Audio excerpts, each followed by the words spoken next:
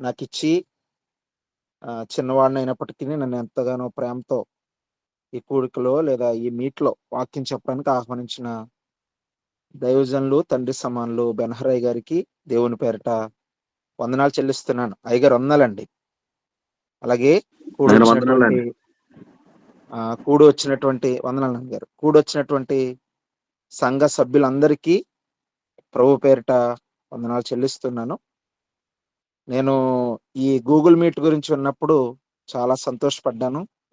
మీరు సంఘంగా దాదాపుగా 2163 రోజులు ఆగకుండా ఇంత అద్భుతంగా ఈ మీటింగ్‌ని జరిపించడానికి గూగుల్ మీట్‌లో మీరు సంఘమంతా కూడి దేవుణ్ణి గణపరచడం చాలా ఉన్నతమైనటువంటి విషయం. అందుని బట్టి దేవుడిని స్తుతిస్తున్నాను. దేవునికే మహిమ కలుగును గాక. ఎంతో ఆత్మీయంగా మిమ్మల్ని మీ సేవకులు నడిపిస్తున్నారని నేను చాలా సంతోషపడుతున్నాను. ఈ దినాల్లో ఈ ప్రతిరోజు మనం ఒక మాటను నేను చెప్పాలనుకుంటున్నాను ఈ సమయంలో. విశ్వాసులుగా ఒకవేళ మీరు రాత్రి సమయాల్లో తొందరగా పడుకునే అలవాటు లేక తొందరగా రెస్ట్ తీసుకునే అవకాశం విశ్వాసులందరికి ఉంటది. కొన్నిసార్లు సేవకులకి రాత్రి మీటింగ్సే చాలా లేట్ అయిపోతాయి. అయినా కూడా ఎంతో బాధ్యతగా ఉదయమే 5 గంటలకి ప్రారంభించి ఒక గంట సేపు సంఘాన్ని ప్రతిరోజు ప్రార్థనలు నడిపించడం ఒక అది సవాలుతో కూడుకున్న విషయం. కానీ సేవకులు, దైవజనులు చాలా మందికి ఇన్స్పిరేషన్ ఇది. ఎంతో ఉన్నతమైనటువంటి కార్యాన్ని జరిగిస్తున్న అయ్యగారికి ప్రభు పేరట వందనాలు మరొకసారి తెలియజేస్తున్నాను. నా పేరు పాస్టర్ పి. జోసెఫ్ అండి. నేను అచ్చీపాలెం అనే గ్రామంలో పుట్టి, అక్కడ దైవజనులు రవికుమార్ గారి దగ్గర ఆత్మీయ బిడ్డగా పెరిగి, అక్కడి నుంచి తిరుగుడుమెట్ట అనే గ్రామానికి సేవకు పంపించబడ్డాను. దేవుని మహాకృపను బట్టి 5 సంవత్సరాలు పైబడి చిన్న పరిచర్యను నేను జరిగిస్తున్నాను. భార్య, 2 పిల్లలు, ఒక కుటుంబంగా మేము దేవుని పరిచర్యలో కొనసాగుతున్నాం. దేవుని మహాకృపను బట్టి యవ్వన కాలంలోనే దేవుడు నన్ను పిలుచుకోవడం జరిగింది. 23 సంవత్సరాల వయసులోనే నేను పరిచర్యలోకొచ్చి ప్రభువుని ఘనపరుస్తూ, ప్రభు నామాన్ని మహిమపరుస్తూ ఉన్నాను. దేవుడు కూడా ఆ రీతిగానే పరిచర్యలో ఎంతో సహకరిస్తూ ఉన్నారు. అందుని బట్టి దేవుణ్ణి స్తుతిస్తున్నాను. కొద్ది నిమిషాలు దేవుని వాక్యాన్ని మనం ధ్యానం చేద్దాం.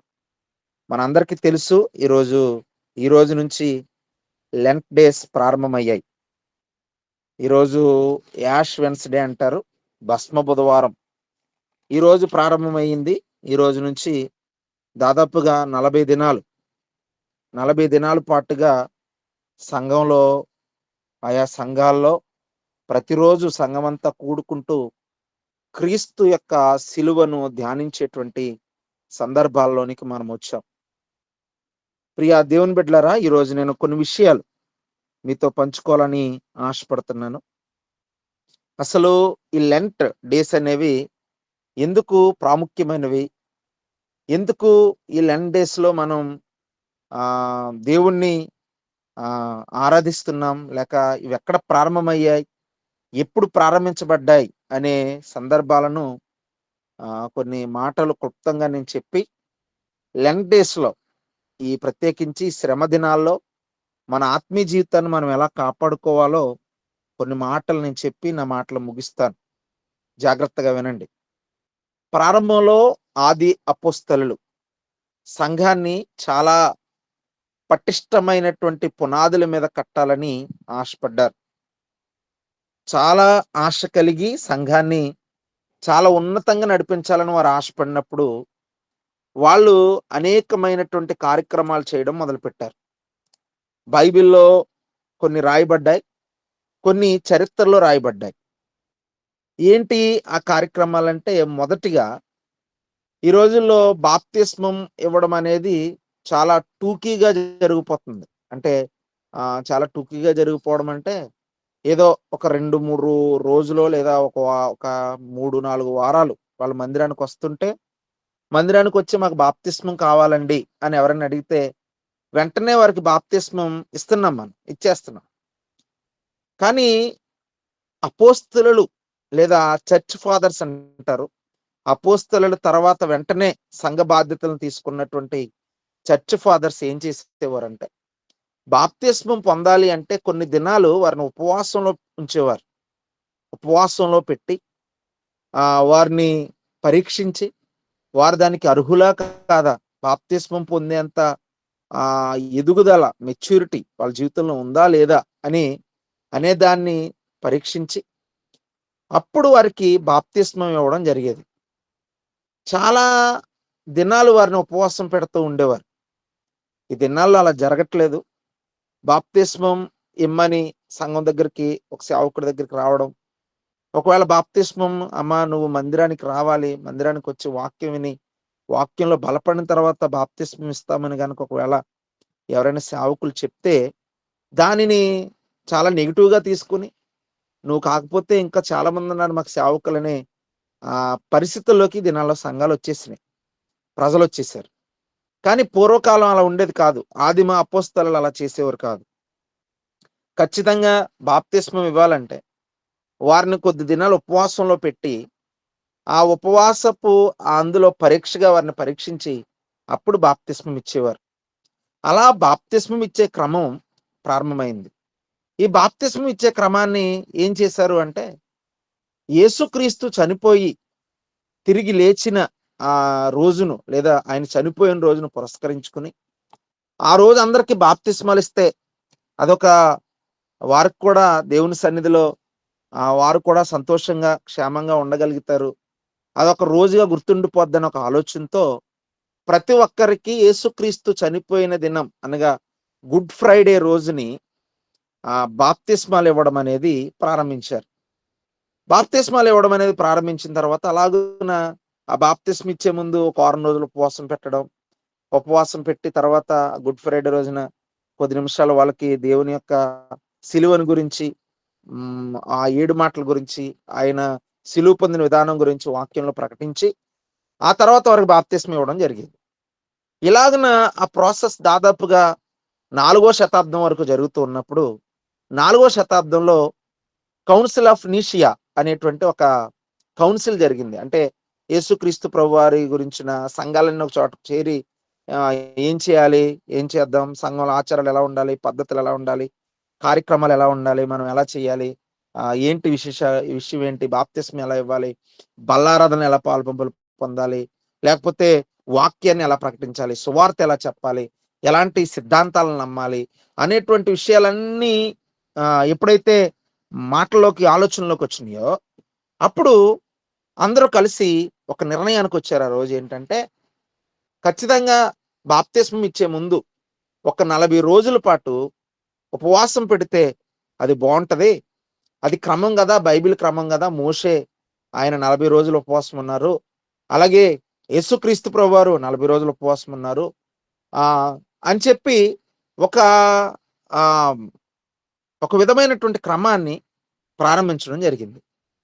ప్రారంభించి ఆ గుడ్ ఫ్రైడే దినానికంటే ముందుగా 40 రోజుల పాటు ఆ బాప్తిస్మం ఉండే వారిని ఆహ్, ఉపవాసం పెట్టి వారందరినీ కూడా ఆ గుడ్ ఫ్రైడే రోజున వారికి బాప్తిస్మం ఇవ్వడం అనేది జరిగింది. ఇది ప్రారంభంలో ప్రారంభించబడినటువంటి క్రమం. ఆ తర్వాత 6వ శతాబ్దంలో పోప్ గ్రెగరీ గారనే ఒక దైవజనుడు ఆయనేం చేశారంటే, ఇలా కాదు కొంతమంది మాత్రమే ఉపవాసం ఉండి ప్రార్థన చేయడం, వాళ్ళు మాత్రమే దేవునికి దగ్గరగా బ్రతకడం ఇది కాదు. సంఘమందరం ఎలాగూ సంవత్సరం అంతా మనం ప్రతి ఆయా సమయాల్లో దాదాపు సంవత్సరానికి 53 ఆదివారాలుంటాయి. 53 శుక్రవారాలుంటాయి. ప్రతి ఆదివారం, ప్రతి శుక్రవారం, ప్రతి వారాలు మనం నియమ కూడికల్లోను, ఉపవాస కూడికల్లోను పాల్పొంపులు పొందుతున్నాం. ఈ 40 దినాల్ని మనం అందరం ప్రత్యేకంగా ఆచరిస్తే, ఈ 40 దినాల్ని ప్రత్యేకమైనటువంటి పద్ధతిలో మనం ఆచరిస్తే, అది బాగుంటది గదా! అందరం ఉపవాసం ఉండి దేవుని సన్నిధిలో మొరపెడితే అది కుటుంబాలకి క్షేమం కదా! అని చెప్పి 6వ శతాబ్దంలో పోప్ గ్రెగరీ గారు ఏం చేశారంటే, దానిని సంఘాలన్నీ చేయాలి అని చెప్పి ఒక నిబంధనను తీసుకురావడం జరిగింది. దేవునికి మహిమ కలుగును గాక. అద్భుతంగా అప్పుడు ప్రారంభమైంది. ఆ ప్రారంభమైన దాన్ని ఆయా సంఘాల వాళ్ళు, ఆయా పరిస్థితులను బట్టి వారికున్నటువంటి వెసులుబాటును బట్టి, వారికున్నటువంటి పరిస్థితులను బట్టి వాటిని కేటాయించుకొని కొంతమంది మందిరంలో కూడుకుంటున్నారు, కొంతమంది గృహాల దగ్గర కూడుకుంటున్నారు, కొంతమంది రోజంతా ఉపవాసం ఉంటారు, కొంతమంది ఉండలేని వారు ఒకరోజు ఒక పూట భోజనం చేసి, లేకపోతే ఏదైనా జ్యూసులు తీసుకుని ఏదో విధంగా దేవుని సన్నిధిలో గడపడం అనేది ప్రారంభమైంది. ఈ ఆ తర్వాత ఏం జరిగింది అంటే, ఈ 40 దినాలు ప్రారంభాన్ని ఒక రోజు పెట్టుకోవాలి అని చెప్పి దాదాపుగా గుడ్ ఫ్రైడే రోజు నుంచి వెనక్కి వెనక్కి మధ్యలో 40 రోజులు రావాలి. ఆదివారాలు కాకుండా 40 రోజులు వచ్చే విధంగా వెనక్కొస్తే అది బుధవారం వచ్చింది. ఆ బుధవారం రోజున ప్రారంభించి 40 రోజులు ఆదివారాలు కాకుండా 40 రోజుల పాటు ప్రతి ఒక్కరూ సంఘంలో ఉన్నవారు ఉపవాసం ఉండి ప్రార్థన చేయాలని ఒక నిబంధన చేసుకున్నారు. తర్వాత దీన్ని భస్మ బుధవారం అని ఎందుకు పిలుస్తారో కూడా మీకు నేను ఒక మాట చెప్పి నేను ప్రసంగంలోకి వెళ్తాను.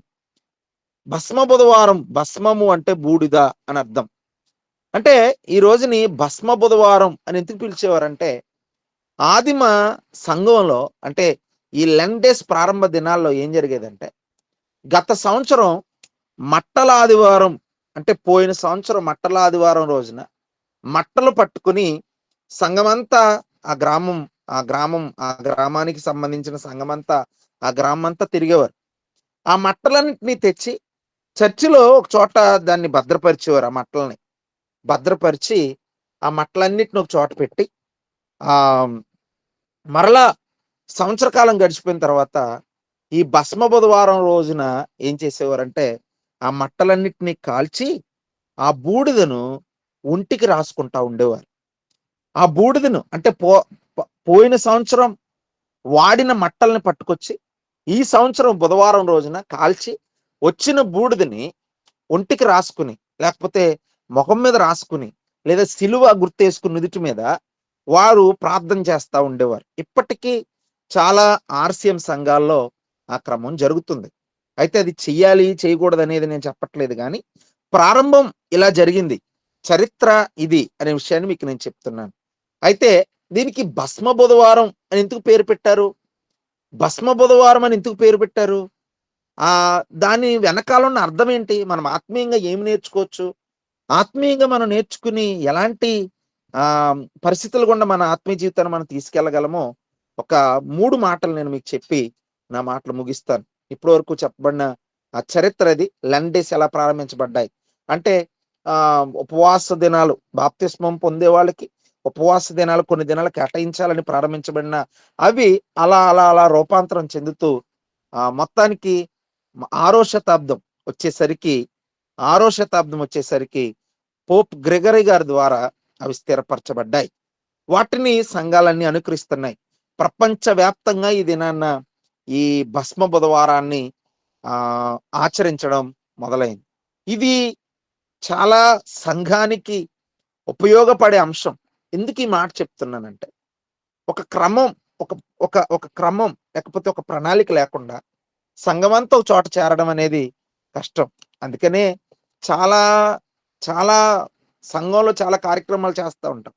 కొంతమంది ఇది కరెక్ట్ కాదు, భస్మ బుధవారం అని బైబిల్లో ఎక్కడుంది, ఇలాంటి వితండవాదానికి దిగినంత మాత్రాన మనం వారికి సమాధానం చెప్పాల్సిన అవసరం లేదు.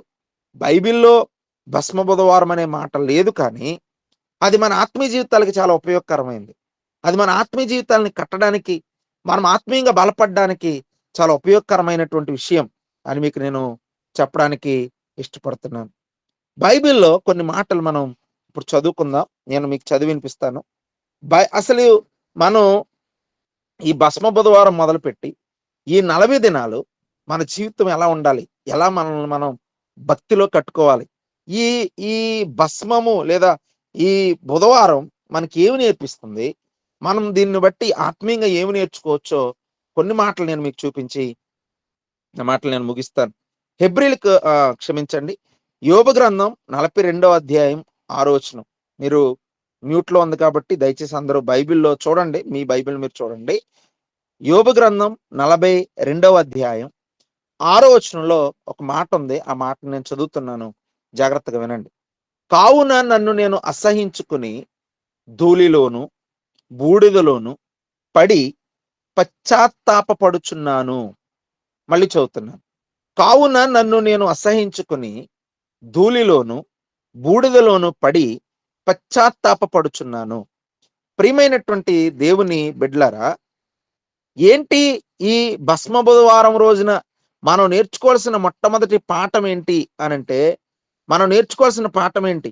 ఇదిగో మన జీవితంలో ఈ 40 రోజులు ఈ సంవత్సరంలో 2026 సంవత్సరంలో ఇది మొదలుకొని బహుశా మీరు ప్రార్థనలో కొనసాగితే గనక ఈ రోజు మనం నేర్చుకోవాల్సిన ఒక మాట ఏంటంటే, బూడిద మీద పోసుకోవడం అంటే, లేదా బూడిదలో పడి కూర్చోవడం అంటే, గోనె పట్ట కప్పుకోవడం అంటే దానికి ఏంటి సూచనగా ఉంది? దాని అర్థం ఏంటి అనంటే, మొదటిది repentance. We have to have repentance. పశ్చాత్తాపం కలిగి ఉండాలి. పశ్చాత్తాపం కలిగి ఉండాలి. బాగా జ్ఞాపకం చేసుకోండి, బాగా గుర్తుపెట్టుకోండి ఈ మాట. మనం ఈ భస్మ బుధవారం రోజున మనం నేర్చుకోవాల్సిన పాఠం ఏంటి అంటే, మనం పశ్చాత్తాపం కలిగి ఉండాలి. దేవునికి మహిమ కలుగును గాక. ప్రియా దేవుని బిడ్డలారా, మీరు చాలాసార్లు వినుంటారు ఈ మాట. పశ్చాత్తాపం అనే మాట చాలాసార్లు వినుంటారు. చాలాసార్లు వినుంటారు. బైబిల్‌లో చాలా సందర్భాల్లో ఈ మాట రాయబడింది. పశ్చాత్తాపడెను, పశ్చాత్తాపడెను. ఇంగ్లీష్‌లో దీన్ని రిపెంటెన్స్ అంటారు. ఇంకో మాట ఏమంటాడంటే మారు మనసు అని కూడా అంటారు. ద చేంజ్ ఆఫ్ మైండ్ అని ఉంటది ఇంగ్లీష్‌లో. రిపెంటెన్స్ అంటే ద చేంజ్ ఆఫ్ మైండ్. జనరల్‌గా ఈ రోజుల్లో జరుగుతున్నటువంటి ఒక పద్ధతిని నేను మీకు చెప్తాను. రిపెంటెన్స్ అనే దాన్ని ఏం చేశారు అంటే, పశ్చాత్తాపం అనే దాన్ని ఏం చేశారంటే, అవుట్‌వర్డ్‌గా అంటే బహిర్గతంగా బయటికి కనపడే ఒక ఆచారంగా మార్చేయడం చాలా భయంకరమైనటువంటి విషయం. బయటకు కనబడితే ఏదో మనం అందరికి కనబడాలి, మన మాట అందరికి వినబడాలి, లేకపోతే ముఖం దాన్ని ఏంటంటే అందరికీ నేను పశ్చాత్తాపడుతున్నట్టు తెలిస్తే చాలు అనుకునేలాగా ఏదో బయటికి ఒక వేషధారణలో ఈరోజు ప్రజలు తయారైపోయారు. కానీ పశ్చాత్తాపం అంటే ఏంటి? పశ్చాత్తాపం అంటే ఏంటి అంటే, అది లోపల జరిగే కార్యం. దేవునికి మహిమ కలుగును గాక. అది లోపల జరుగుతుంది. బయటికి కనబడొచ్చు, కనబడకపోవచ్చు. కానీ లోపల మాత్రం ఆ కార్యం జరుగుతూనే ఉంటది. జరుగుతూనే ఉంటది. యేసుక్రీస్తు ప్రభువారిని అప్పగించేశాడు యోధ. యేసుక్రీస్తు ప్రభువారిని అప్పగించేసి ఆయన ఇక యేసుక్రీస్తు చనిపోయారు. ఆయన పట్టబడిపోయారు.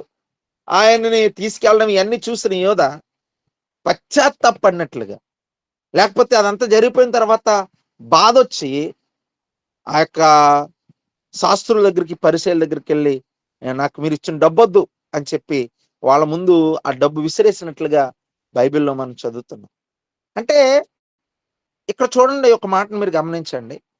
పశ్చాత్తాపడి వాళ్ళ దగ్గరికి డబ్బు పట్టుకెళ్ళి నాకు ఇది వద్దు అని చెప్పి ఇచ్చేసి, అతను వెంటనే చేసిన పని ఏంటంటే వెళ్ళి ఉరిపెట్టుకున్నాడు అని ఉంది బైబిల్లో.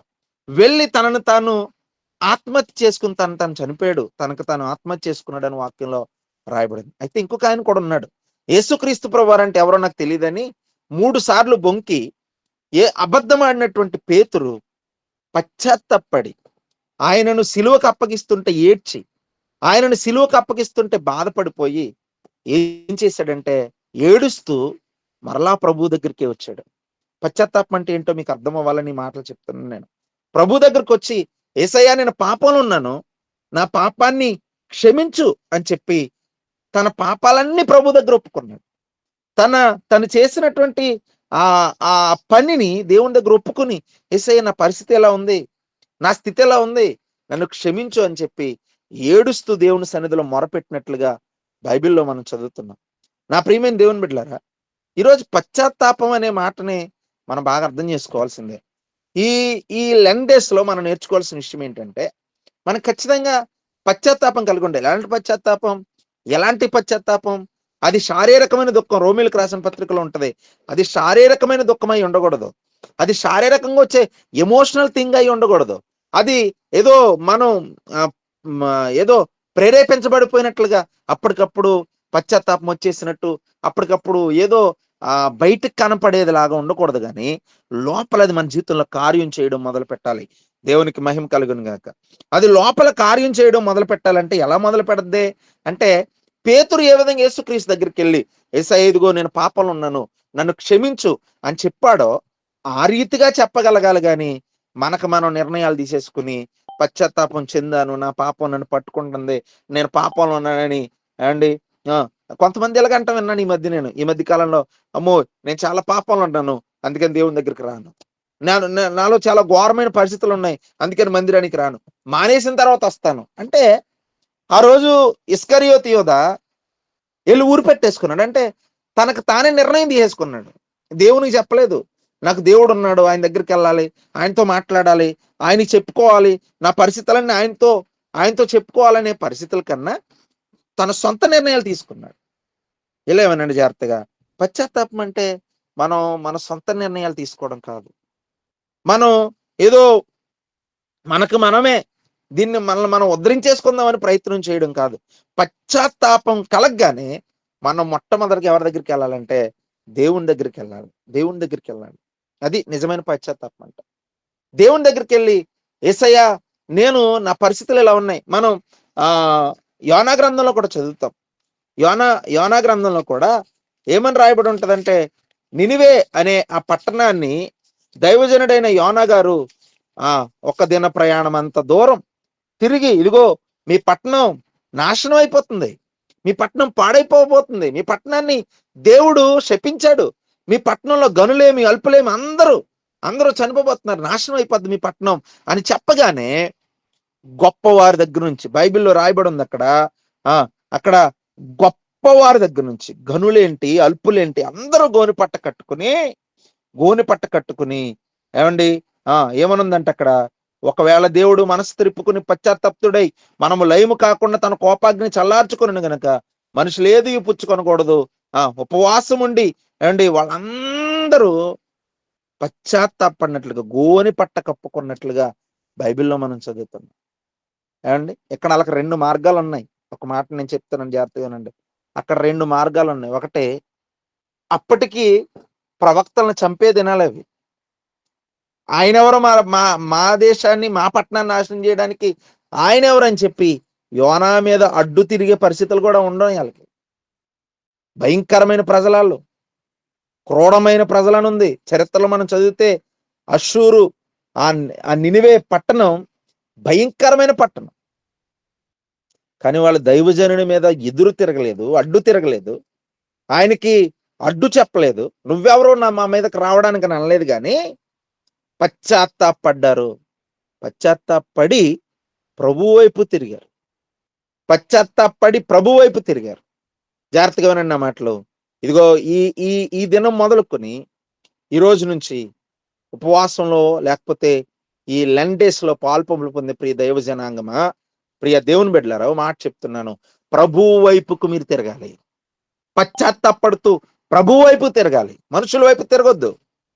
మనుషుల వైపు తిరగడం వల్ల అదేమాత్రం మనకు మేలు కాదు. పశ్చాత్తాపడుతూ ప్రభు వైపు తిరగాలి. దేవుని వైపు మనం తిరిగినప్పుడు మనకి క్షేమం ఉంటుంది.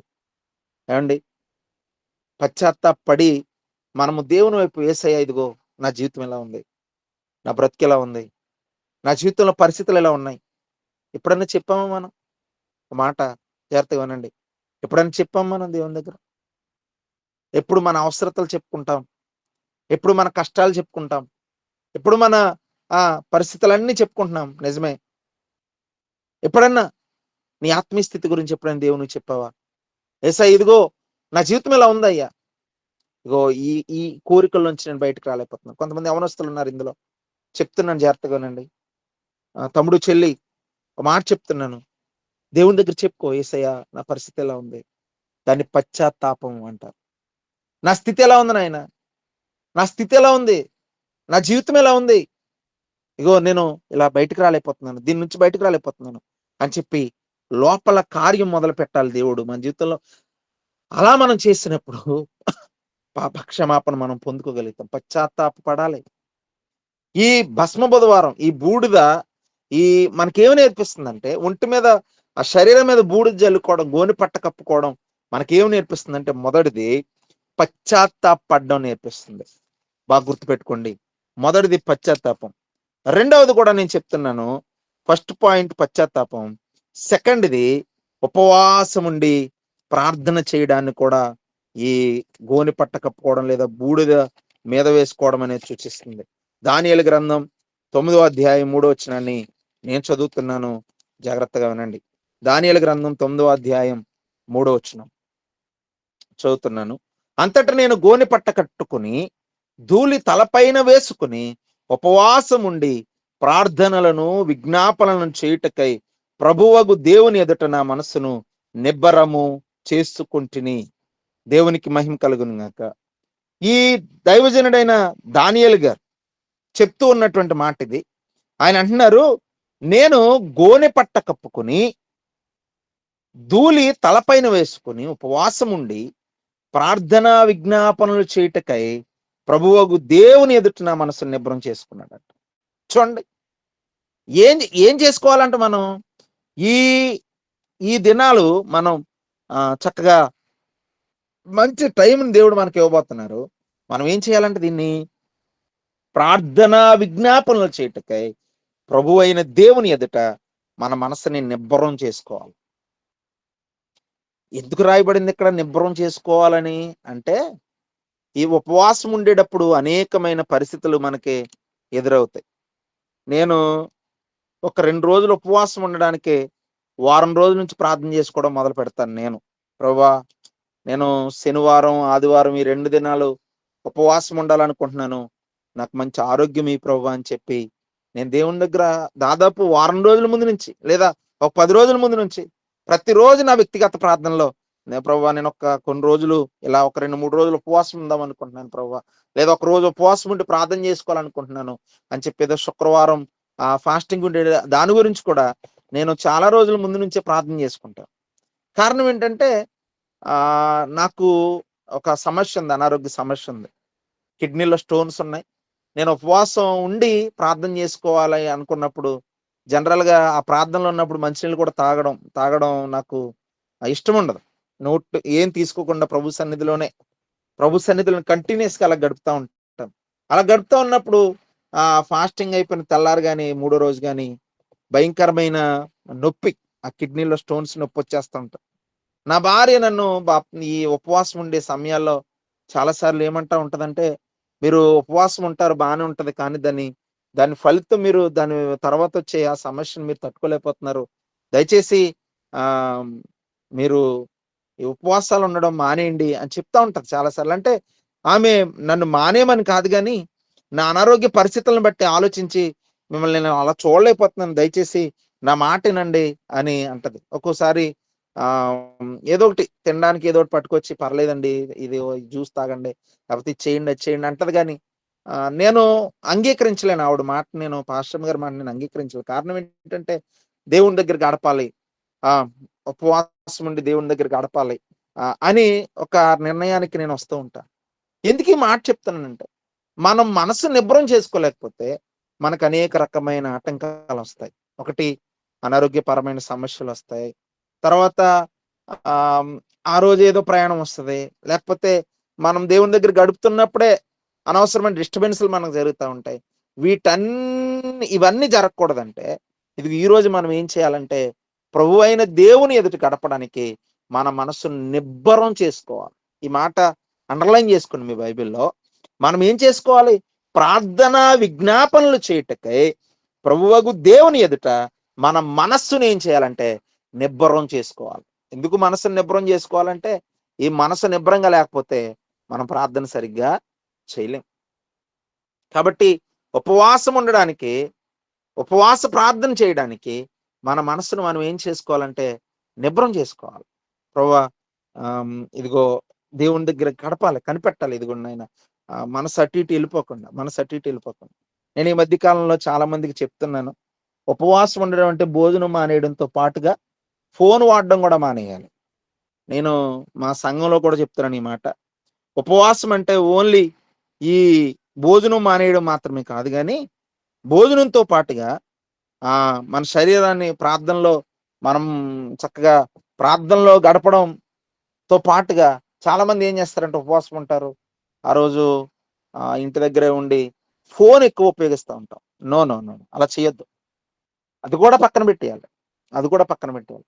11 డేస్‌లో ప్రత్యేకంగా కొంతమందికి నేను చెప్పాలనుకుంటున్న విషయం ఏంటంటే, ఈ 11 డేస్‌లో మనం ఒక్కో రోజు రోజుకొక పూట తినడం, నాన్ వెజ్ మానేయడం, లేకపోతే శరీర ఆడంబరాలకు వెళ్ళిపోకుండా జాగ్రత్తగా ఉండడం. చాలా మంచి పద్ధతులు.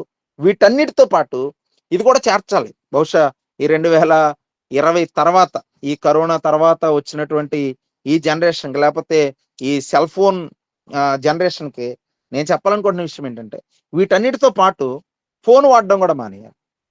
అప్పుడు దేవుని దగ్గర మనం గడపగలుగుతాం. కాబట్టి మనస్సు నిబ్బరం జేసుకోవాలి. మనసు నిబ్బరం చేసుకుందామని ప్రార్థన మొదలెడతాం. ఈ లోపల ఏదో నోటిఫికేషన్ వత్తది.